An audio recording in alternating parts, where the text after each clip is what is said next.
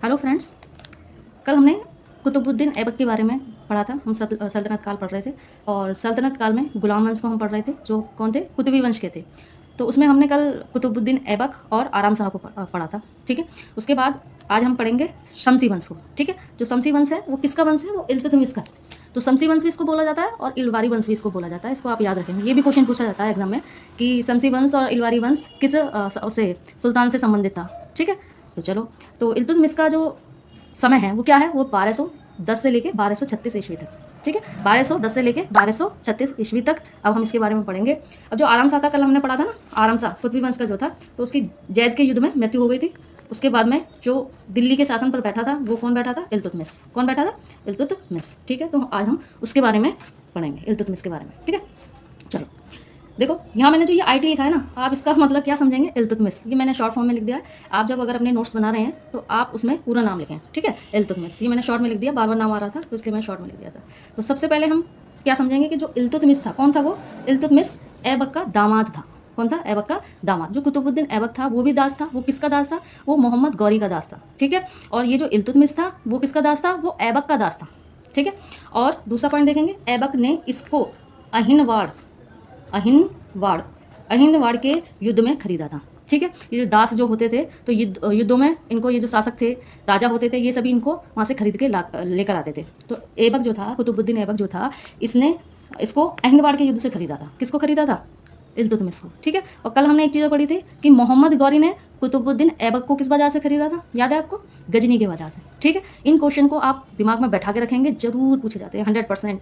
ठीक है, क्वेश्चन किसी ना किसी पेपर में पूछे जाते हैं, नहीं है कि एक ही पेपर में 100% आएगा ही। मेरा मतलब है किसी ना किसी पेपर में ही आपको जरूर देखने को मिलेंगे। ठीक है, तो दोनों चीज़ों को आपको याद रखना है कि कुतुबुद्दीन ऐबक दास था किसका? गौरी का। गौरी ने उसको खरीदा था कहाँ से? गजनी के उससे बाजार से। ठीक है, और ऐबक ने इसको, इल्तुतमिश को खरीदा था कहाँ से? अहिंदवाड़ के युद्ध में खरीदा था। ठीक है, आ गया समझ में?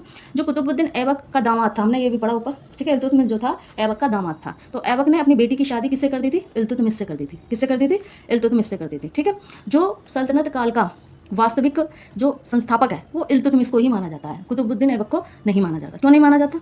वो इसलिए नहीं माना जाता, जो मोहम्मद गौरी था उसने कुतुबुद्दीन ऐबक को अपनी दासता से मुक्त नहीं किया था। वो उसका दासी बना रहा था। गद्दी पर तो बैठ गया था लेकिन वो उसका दासी बना हुआ था। लेकिन कुतुबुद्दीन ऐबक ने इल्तुतमिश को क्या कर दिया था? दासता से मुक्त कर दिया था।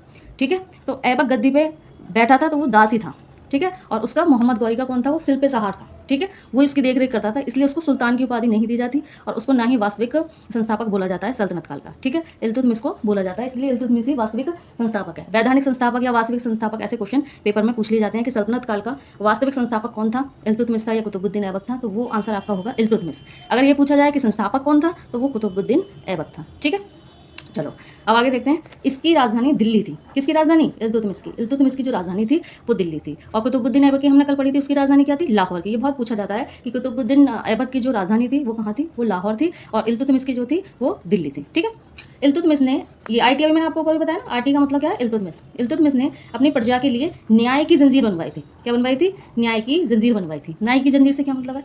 न्याय की जंजीर से मतलब है कि जो उसके वहाँ के लोग थे, उसके साम्राज्य के जो लोग थे, अगर उनको किसी बात की कोई समस्या होती थी, परेशानी होती थी, तो उसने, इल्तुतमिश ने न्याय की जंजीर उन लोगों के लिए बनवाई थी कि वो हमारे दर पे आ सकते हैं और अपनी समस्या को बता के उसका समाधान राजा के द्वारा करवा सकते हैं। ठीक है, तो इल्तुतमिश ने ये काम किया था।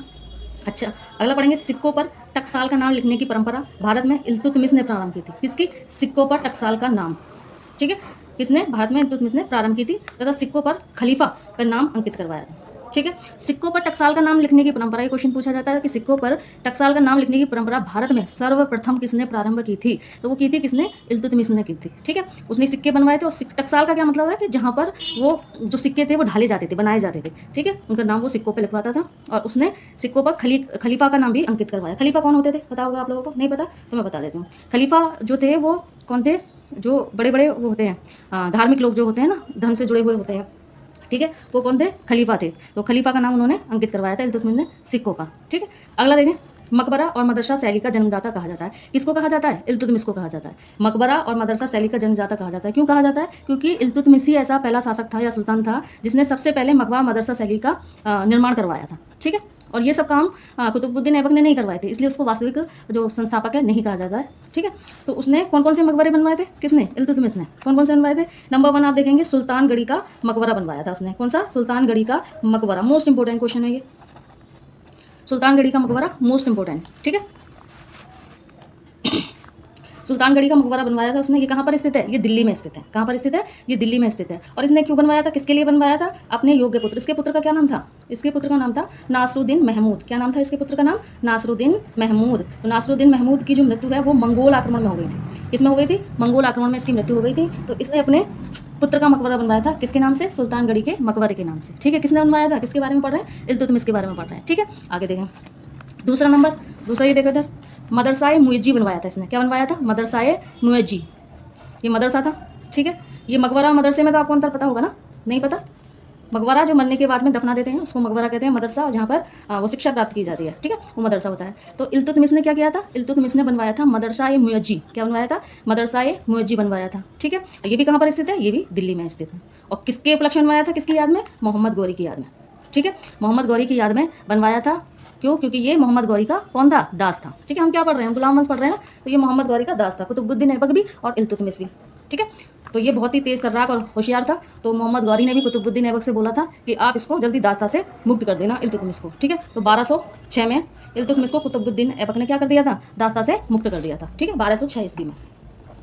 और कुतुबुद्दीन ऐबक जो हुआ है, कुतुबुद्दीन ऐबक ये कब हुआ है, 1208 ईस्वी में। इसका मतलब इल्तुतमिश पहले दास्ता से मुक्त हो गया था और ये हुआ है 1208 ईस्वी में, ये बाद में मुक्त हुआ है दास्ता से। ठीक है, अगला देखें तीसरा है अंतरकीन का दरवाजा, जिसको सिंह द्वार के नाम से भी जाना जाता है। अंतरकीन का दरवाजा या सिंह द्वार के नाम से भी जाना जाता है। ये कहाँ पर है, राजस्थान के नागौर में स्थित है। कहाँ पर स्थित है, राजस्थान के नागौर में स्थित है। ये आपको याद रखना है, ये सारे इंपॉर्टेंट फैक्ट्स हैं जो मैं आपके लिए लेकर आई हूँ। ठीक है, बहुत मेहनत से नोट्स बनाया है आपके लिए, तो आप इसको ध्यान से याद करेंगे। और ये इल्तुतमिश से, ये क्वेश्चन बहुत इंपॉर्टेंट है जो हमेशा इल्तुतमिश के टॉपिक से आते हैं।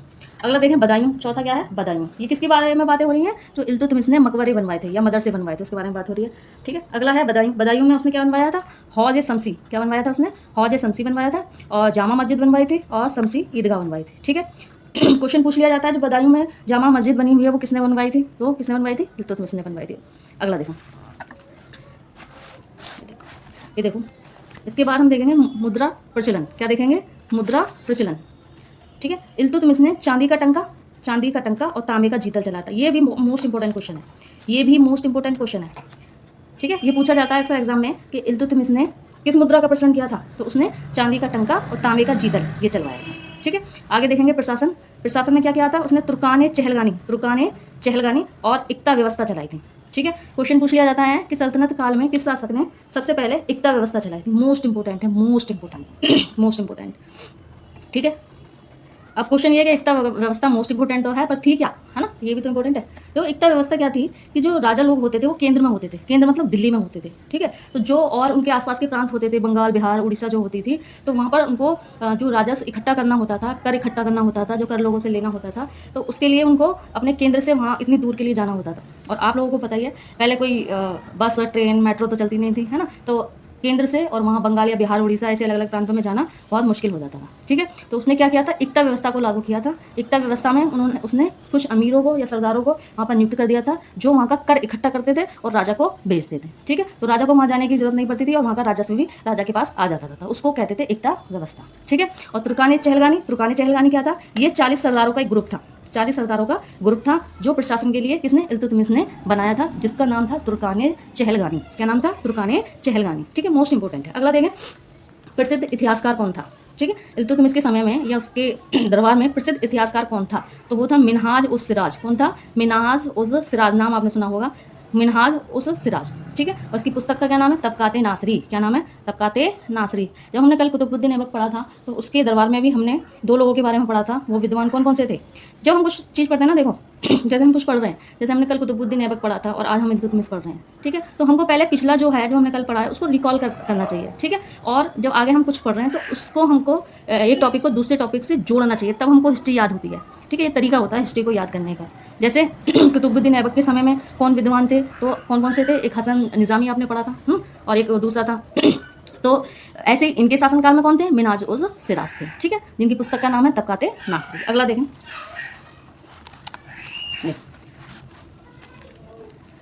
इल्तुतमिश ने अपना मकबरा दिल्ली में ही कुव्वत उल इस्लाम मस्जिद के नज़दीक लाल बलुआ पत्थर से बनवाया था। किसने बनवाया था? इल्तुतमिश ने अपना मकबरा दिल्ली में ही कुव्वत उल इस्लाम मस्जिद। ये कौन सी मस्जिद है, याद आया आपको? ठीक है, जहाँ भी हम पहला नाम सुना होगा देखें तो उसको हम याद करें, उसको जोड़ें कि ये चीज़ हमने कहाँ पर देखी है। तो कल हमने पढ़ा था कुव्वत उल इस्लाम के बारे में। ये मस्जिद किसने बनवाई थी? ये सबसे पहली तुर्क मस्जिद थी जो किसने बनवाई थी? कुतुबुद्दीन ऐबक ने। ठीक है, और याद करना भी आसान है, कूसे कुतुबुद्दीन ऐबक और कूसे कुव्वतुल इस्लाम, ऐसे कूसे कुतुब मीनार और कूसे कुतुबुद्दीन ऐबक। ठीक है, ऐसे उसको कुरान याद थी, कैसे कुरान याद है और कैसे कुतुबुद्दीन ऐबक, ऐसे हमको याद करना होता है। तो ऐसे इंटरेस्ट पैदा होता है, याद करने में भी मज़ा आता है। ठीक है, और याद भी हो जाता है आसानी से। तो इस्लाम मस्जिद के नज़दीक लाल बलुआ पत्थर से बनवाया था अपना मकबरा। पहले ये लोग वो क्या करते थे, शाही लोग होते थे, मरने का इंतजाम पहले कर लेते थे। तो इल्तुतमिश ने अपना मकबरा दिल्ली में ही कुव्वतुल इस्लाम मस्जिद के नज़दीक बलुआ पत्थर से बनवाया था। ठीक है, अगला, ये कौन सी शैली में बना हुआ था, ये क्वेश्चन भी पूछ लिया जाता है। तो ये इंडो इस्लामिक शैली में बना हुआ था। किसमें? इंडो इस्लामिक शैली में बना हुआ था। ठीक है, कौन सा? इल्तुतमिश का मकबरा। अब इल्तुतमिश के 3 प्रमुख शत्रु थे। जब वो गद्दी पे बैठा था, तो आपको पता ही, जब कोई गद्दी पे बैठता है तो बहुत सारी समस्याओं का सामना करना पड़ता है। तो उसके सामने भी समस्याएं थी। किस की थी? एक था यल्दौज की समस्या थी, और एक कुबाचा की थी, और एक मंगोलों की थी। ठीक है, तो इन तीनों से लड़के, इन तीनों को उसने युद्ध में हराया। किसको? यल्दौज को, कुबाचा को और मंगोलों को। ठीक है, मंगोल कौन था? चंगेज खां, नाम सुना होगा इतिहास में। इन तीनों को हराकर इल्तुतमिश किस पे बैठा था? गद्दी पे बैठा था। ये उसके 3 क्या थे? प्रमुख शत्रु थे। ठीक है, तीनों क्या थे? इसके प्रमुख शत्रु थे। कौन कौन से थे? यल्दौज, कुबाचा और मंगोल। ठीक है, मंगोल कौन थे? चंगेज खां। ठीक है, इसमें मैंने एक नोट डाला, उसको पढ़ेंगे आप, इंपॉर्टेंट है। चंगेज खां कौन था? मंगोल। चंगेज खां जलालुद्दीन मगवन्नी का पीछा करता हुआ भारत की सीमा तक आया था। चंगेज खां कौन था? मंगोल था। ठीक है, और ये एक व्यक्ति के पीछे आया था जिसका नाम था जलालुद्दीन मगवन्नी। कौन था? जलालुद्दीन मगवन्नी। ठीक है, तो ये जलालुद्दीन जो मगवन्नी था, ये ख्वारिज्म साम्राज्य का ठीक है व्यक्ति था। ये जलालुद्दीन मगवन्नी, इसका जो साम्राज्य था वो कौन सा था? ख्वारिज्म साम्राज्य। तो चंगेज खान ने क्या किया था? इसके राज्य पे आक्रमण कर दिया था। ठीक है, किसके पर? जलालुद्दीन मगवन्नी के पे। तो जब इसके साम्राज्य पर चंगेज खान ने आक्रमण कर दिया, तो ये किसकी तरफ भागा? ये भारत की तरफ भागा। ठीक है, किधर भागा? भारत की तरफ भागा। और भारत में कौन बैठा था तब नई गद्दी पे? कौन बैठा था? इल्तुतमिश। कौन बैठा था? इल्तुतमिश। ठीक है, जब ये इल्तुतमिश गद्दी पे बैठा था, तो ये इल्तुतमिश के पास आया और इसने इल्तुतमिश से क्या? शरण मांगी। किसने? जलालुद्दीन मगवन्नी ने। किससे? इल्तुतमिश से शरण मांगी। लेकिन उसने शरण नहीं दी। बहुत शातिर दिमाग का था इल्तुतमिश। क्यों नहीं शरण दी? उसको पता था कि मैंने अपना नया नया साम्राज्य स्थापित करा है, मैं नया गद्दी पे बैठा हूँ, और मैं अगर इसको शरण दे दूंगा तो मंगोल मुझ पर आक्रमण कर देंगे, और मैं ये नहीं चाहता। ठीक है, तो इसलिए उसने उसको शरण नहीं दी थी। अगला देखें, दिल्ली सल्तनत की सरकारी भाषा क्या थी? फारसी थी। इंपॉर्टेंट, मोस्ट इंपॉर्टेंट, हमेशा क्वेश्चन पूछा जाता है कि दिल्ली सल्तनत की सरकारी भाषा क्या थी? वो थी फारसी। ठीक है, आईटी का मतलब पता है ना? आईटी का मतलब इल्तुतमिश। इल्तुतमिश का वजीर कौन था? निज़ाम उल मुल्क जुनैदी।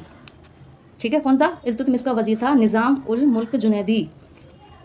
और कुतुबुद्दीन ऐबक का कौन था वजीर? फ़क्र मुदब्बिर। कौन था? फ़क्र मुदब्बिर। ठीक है, तो इसका कौन था? जुनैदी था। इल्तुतमिश का कौन था? जुनैदी। अब फ़क्र मुदब्बिर की पुस्तक आदाब उल हर्ब, कल हमने पढ़ा था ना, फ़क्र मुदब्बिर की पुस्तक आदाब उल हर्ब थी। ठीक है, तो ये किसको समर्पित थी? ये इल्तुतमिश को समर्पित थी। समर्पित का मतलब इल्तुतमिश के विषय में इस पुस्तक में फ़क्र मुदब्बिर ने लिखा। ठीक है, उसकी प्रशासनिक व्यवस्था के बारे में, एकता व्यवस्था के बारे में अदर। ठीक है, और लास्ट में मृत्यु हो जाती है इल्तुतमिश की 1236 ईस्वी में। ठीक है, कब हो जाती है? 1236 ईस्वी में। तो कितना समय है उसका? 1210 से लेकर 1236 ईस्वी तक। ठीक है, तो ये पूरा टॉपिक हमने किसके बारे में पढ़ा है? इल्तुतमिश के बारे में पढ़ा है। ठीक है, यहाँ से बहुत सारे क्वेश्चन पूछे जाते हैं। जितना भी हमने अभी पढ़ा है बहुत ही ज़्यादा मोस्ट इंपॉर्टेंट है। ठीक है, और इससे हमें बहुत सारे क्वेश्चन मिलेंगे, और मैंने बीच में आप लोगों को बताया भी है किस तरीके के क्वेश्चन मिलेंगे। क्वेश्चन मिल जाएगा कि उसका सल्तनत काल का वास्तविक संस्थापक कौन था? तो इल्तुतमिश था। इसका समय कितना था? 1210 से लेकर 1236 ईस्वी तक था। है, कुतुबुद्दीन ऐबक के दामाद का क्या नाम था? तो इल्तुतमिश था। इल्तुतमिश ने कौन सी व्यवस्था चलाई थी? एकता व्यवस्था चलाई थी। उसकी राजधानी कौन सी थी? दिल्ली थी। ठीक है, सबसे पहले सिक्कों पर टकसाल का नाम किसने लिखवाया था? इल्तुतमिश ने लिखवाया था। ठीक है, मकबरा मदरसा शैली का जन्मदाता किसको कहा जाता है? इल्तुतमिश को कहा जाता है। और सुल्तानगढ़ी का मकबरा बनवाया था, किसने बनवाया था? इल्तुतमिश ने। ये जो क्वेश्चन है ना, सुल्तानगढ़ी का मकबरा किसने बनवाया था? अभी टीजीटी का पेपर हुआ है ना, जो 2022 का है। ठीक है, उसमें आया है, ये अभी जो पेपर हुआ है ना 3-4 जून को 2022 वाले में, ये क्वेश्चन आया है। उसमें पूछा गया है कि सुल्तानगढ़ी का मकबरा किस सुल्तान ने बनवाया था अपने योग्य पुत्र नासरुद्दीन महमूद की मृत्यु के बाद। ठीक है, तो ये क्वेश्चन पूछा गया है उसमें, है ना, ये पूछा जाता है। ये पूछा जाता है कि मदरसा मुअज्जी किसने बनवाया था? तो ये बनवाया था किसने? इल्तुतमिश ने बनवाया था। और किसकी याद में बनवाया था ये भी पूछ लेते हैं। ठीक है, तो आयोग जो क्या करता है ना, घुमा फिरा के क्वेश्चन को पूछ लेता है। ये भी पूछा जा सकता है कि मदरसा मुअज्जी किसने बनवाया था, और ये भी पूछा जा सकता है कि मदरसा मुअज्जी किसकी याद में बनवाया गया था? तो वो बनवाया था मोहम्मद गौरी की याद में। ठीक है, तो इस तरह से आज हमने इल्तुतमिश के विषय में पढ़ा। तो मैं आशा करती हूँ आपको अच्छा लगा होगा। ठीक है, अगर आपको मेरा पढ़ाया हुआ अच्छा लगा है तो प्लीज़ सब्सक्राइब करें, लाइक करें। Thank you.